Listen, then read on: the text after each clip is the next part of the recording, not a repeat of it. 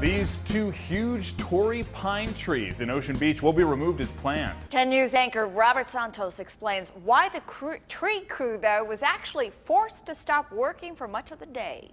A lot of people. It's not just me. It's a lot of us that want to weigh in on this. A heated debate between Ocean Beach activists, the city, and a resident on Saratoga Avenue. The tree was here long before you were born. Yeah, the tree was here since 1930. They're arguing over the city's decision to remove two 75-foot Torrey pines in Ocean Beach.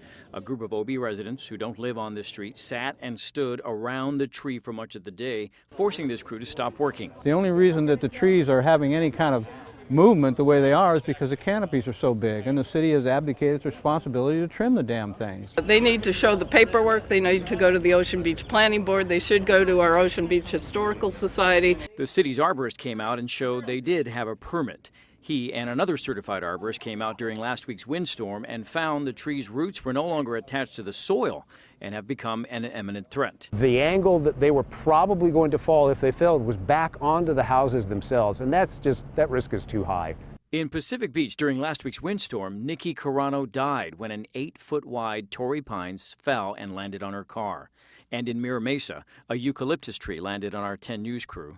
Both Marie Coronel and Mike Gold are now recovering from their injuries.